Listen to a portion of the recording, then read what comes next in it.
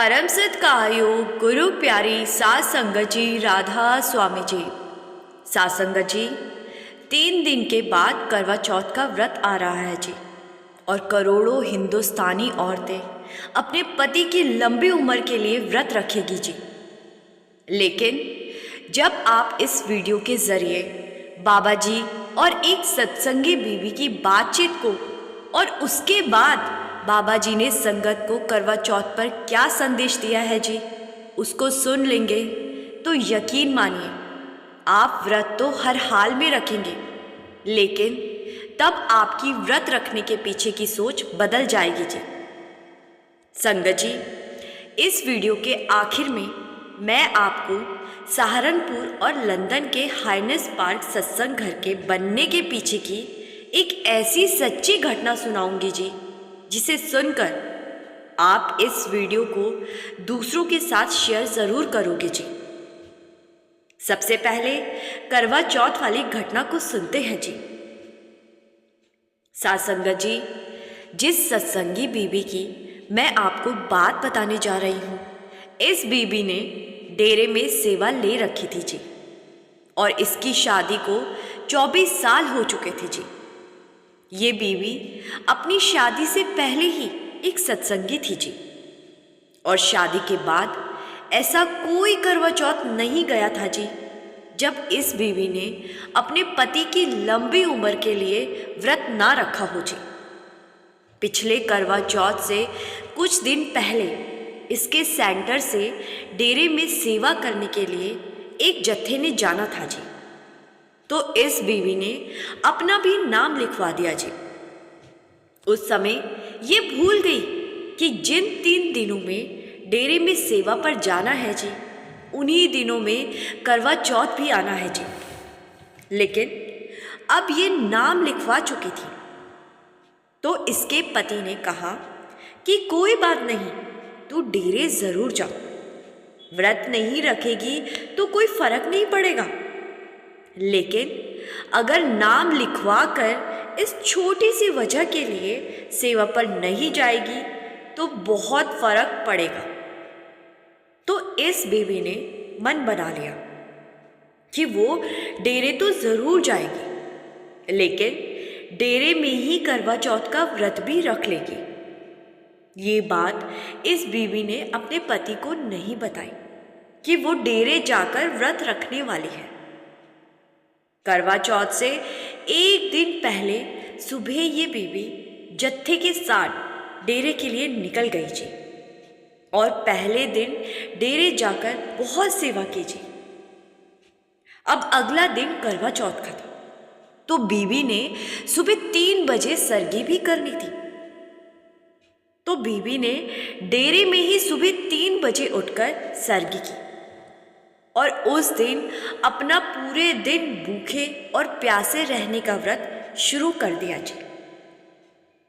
साथ ही सेवादारों ने बहुत समझाया कि वो ऐसा ना करें, क्योंकि ऐसे तो सेवा नहीं हो पाएगी, और अगर बिना कुछ खाए पिए सेवा की तो चक्कर भी आ सकते हैं और शरीर में कोई दिक्कत भी हो सकती है। लेकिन ये बीबी कहने लगी कि जब पिछले 24 सालों से मैंने एक भी व्रत नहीं छोड़ा, तो आज कैसे छोड़ दूंगी। मुझे विश्वास है कि मैं सेवा कर लूंगी, इसीलिए आप सब मेरी चिंता ना करें। सुबह 8 बजे डेरे में मिट्टी की सेवा शुरू हो गई, और अब क्योंकि सुबह सुबह का टाइम था जी, तो इस बीवी में पूरी ऊर्जा थी, तो इसने बड़ी लगन से मिट्टी की सेवा करनी शुरू कर दी जी। जब इस बीवी के जत्थेदार को पता लगा कि बीवी ने नाश्ता भी नहीं कर रखा, तो उसने इस बीवी को कहा कि बहन, आप आज की सेवा रहने दो, क्योंकि मैं नहीं चाहता कि आप बिना कुछ खाए पिए गुरु घर में आकर इतनी भारी सेवा करो और आपको कुछ हो जाए।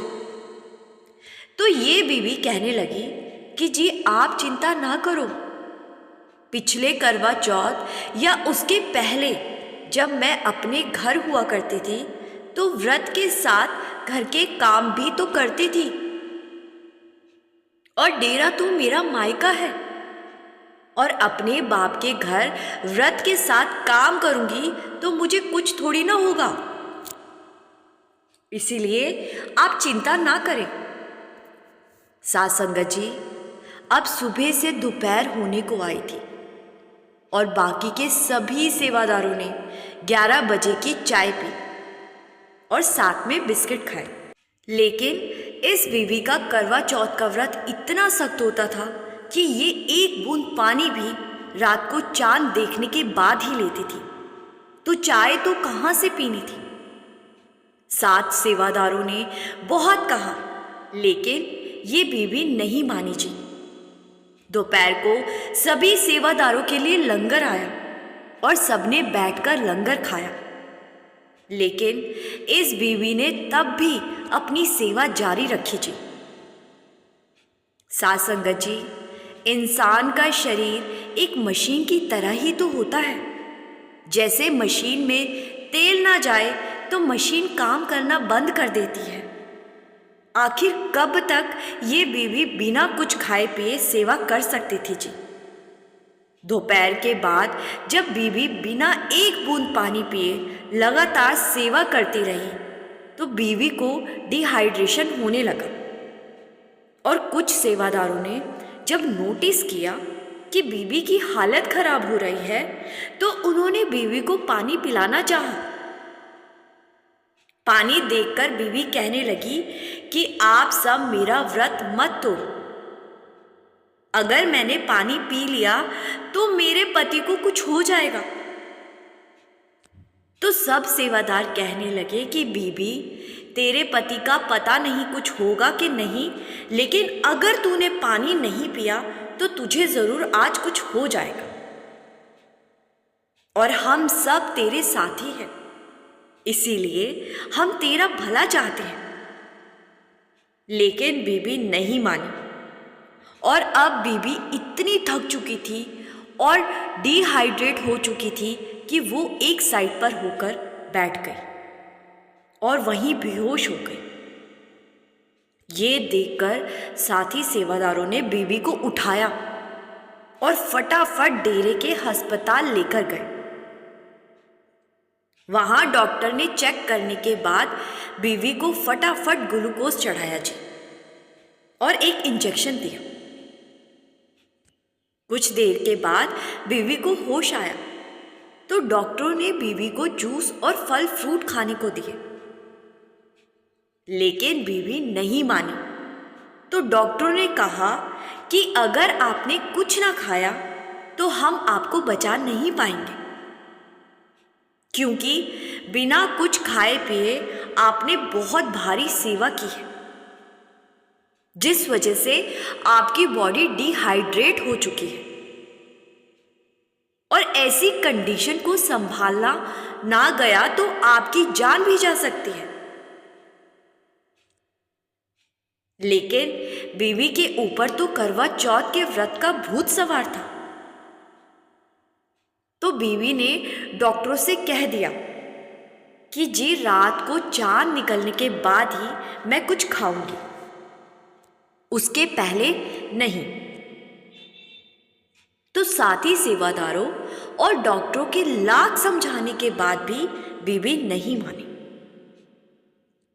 जब ये बात बाबा जी तक पहुंची तो बाबा जी ने बीवी को कहा कि बेटा, तू मुझे एक बात बता, क्या जिनके पति आज इस संसार में नहीं है उन्होंने करवा चौथ का व्रत नहीं रखा होगा?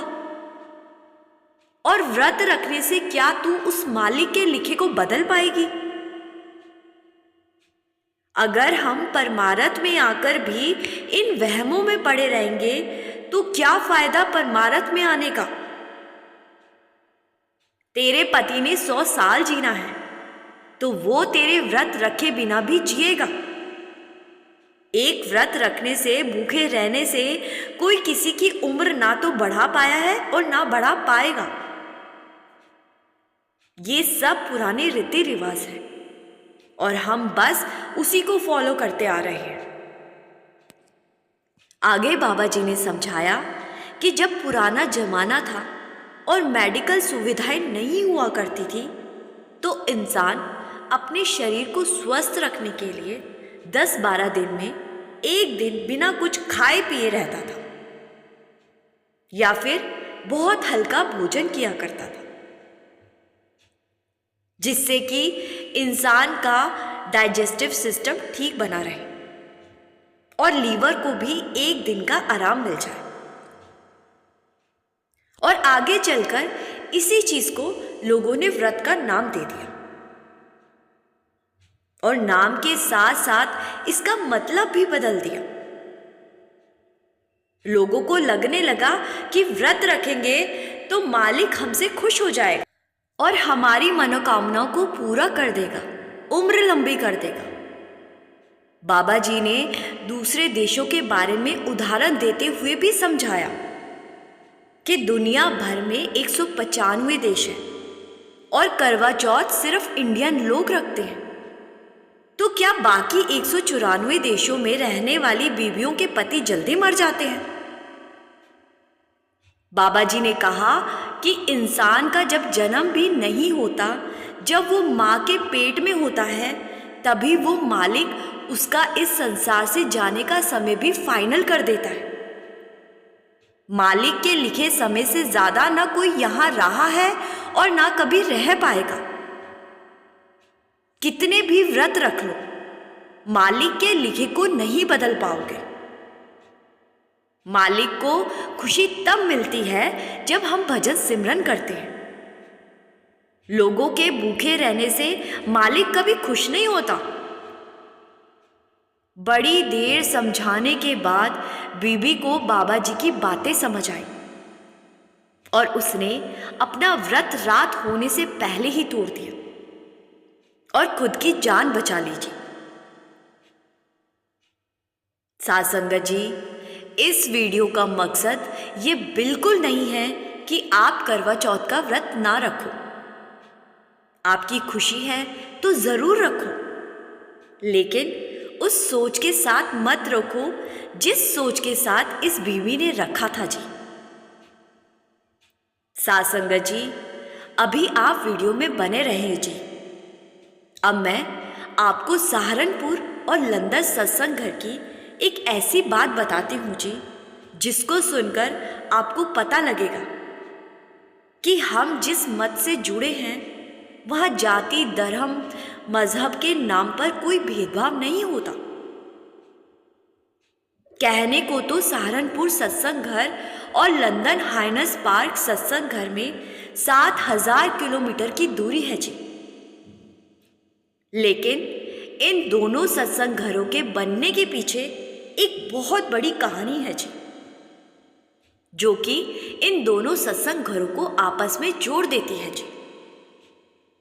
जब लंदन में एक बड़े सत्संग घर को बनाने का प्रस्ताव रखा गया था, तो लंदन में इसके लिए जमीन देखी गई और हाइनस पार्क को सत्संग घर बनाने के लिए पसंद कर लिया गया। जिनकी वो जमीन थी, उनकी उस जमीन पर एक चर्च भी बनी हुई थी। लेकिन अब जिसकी जमीन थी, वो अगर उस जमीन को बेचना चाह रहे थे तो वो तो उनकी अपनी मर्जी थी जी। तो उन लोगों ने एक दाम को तय कर लेने के बाद उस जमीन को डेरे को बेच दिया जी और जमीन की सारी कागजी कार्रवाई हो जाने के बाद वहां काम शुरू किया गया जी। उस जमीन पर बनी चर्च को तोड़ने का प्रस्ताव डेरे में भेजा गया, क्योंकि वो चर्च बहुत बड़ी जमीन को घेर रही थी जी। इधर जब उस एरिया के आसपास रहने वाले ईसाई लोगों को पता चला, तो उन्हें ये सुनकर बड़ा ही दुख हुआ कि उनकी चर्च को अब तोड़ दिया जाएगा, क्योंकि ये जमीन इंडिया में रहने वाले किसी ग्रुप ने खरीद ली है। साध संगत जी, बाबा जी उस समय इंडिया में डेरे में थे जी। जब बाबा जी के पास लंदन से सेक्रेटरी साहब का प्रस्ताव आया कि जमीन पर बनी चर्च को तोड़ने की अनुमति दी जाए। बाबा जी भले ही लंदन से 7 समुंदर पार इंडिया में बैठे थे और वो ईसाई लोग जो चर्च टूटने की खबर से दुखी थे, वो बाबा जी की संगत में से भी नहीं थे। लेकिन फिर भी बाबा जी ने सब कुछ जान लिया और किसी को दुखी करके खुद का घर बनाना, ये तो बाबा जी कभी भी नहीं कर सकते थे जी। जब बाबा जी के पास ईमेल आया तो बाबा जी ने उसका जवाब देते हुए कहा कि आप उस जमीन पर बनी चर्च को ना तोड़ें, उसको वैसे का वैसे ही रहने दें और वहां उस चर्च से जुड़े ईसाई लोगों को भी इस बात की खबर कर दें कि उनकी चर्च को हम नहीं तोड़ रहे और वो जब चाहे चर्च में आ सकते हैं, उनके आने पर कोई मनाही नहीं है। तो सेक्रेटरी साहब ने बाबा जी के जवाब पर चर्च को तोड़ने से रुकवा दिया जी और उस चर्च में आने वाले ईसाई लोगों को भी इसकी जानकारी दे दी गई जी। ये सुनकर ईसाई लोग बड़े ही खुश हो गए और उन्होंने सेक्रेटरी साहब से कहा कि आपके गुरु बहुत महान हैं। उन्होंने हमारी प्रॉब्लम को समझा और हमारा साथ दिया। साथ संगत जी, आज ईसाई लोग अपनी चर्च में कैंडल जलाने बिना किसी रोक टोक के आते हैं जी। बिल्कुल ऐसा ही हुआ था सहारनपुर सत्संग घर में। वहां जब सत्संग घर बनाया गया था, उस समय वहां एक पीर बाबा की मजार हुआ करती थी, जो आज भी है। तब भी लोगों को यही लगा था कि डेरे वाले हमारी पीर की मजार को तोड़ देंगे, लेकिन ऐसा कुछ नहीं हुआ था जी। बाबा जी ने तब भी कहा था कि मजार को अपनी जगह पर ही रहने देना है और जो कोई भी मजार पर माथा टेकने आना चाहे उसको आने देना है। बाबा जी के आदेश के बाद मजार को हाथ भी नहीं लगाया गया और बहुत से लोग मजार पर भक्ति करने आते रहते हैं जी। साथ संगत जी, कोई सबका सम्मान करना सीखे तो हमारे बाबा जी से सीखे। इतने बड़े परमार्थी मत के प्रमुख होने के बाद भी बाबा जी हर धर्म का और हर इंसान का सम्मान करते हैं जी। बाबा जी की नजरों में कोई भी छोटा बड़ा नहीं है जी। कोई प्रेम से बाबा जी को बुलाता है तो बाबा जी दरगाह में भी चले जाते हैं जी। अभी पिछले दिनों में इटली के ईसाइयों के सबसे बड़े संत पोप फ्रांसिस से मिलने बाबा जी गए थे जी। बाबा जी के ये सारे कदम दुनिया भर में शांति का संदेश है जी। लेकिन साथ संगत जी, हम खुद को सत्संगी तो कहते हैं, लेकिन हम अपनी रूटीन लाइफ में कितने भेदभाव करते हैं जी, ये हम सबको पता है जी। हमें तो बाबा जी से सीख लेनी चाहिए और सबसे प्रेम से बर्ताव करना चाहिए जी। कोई हमसे बड़ा है या छोटा है, हर कोई सम्मान का हकदार होना चाहिए जी। साथ संगत जी, इसी के साथ मैं आपसे विदा लेती हूँ जी।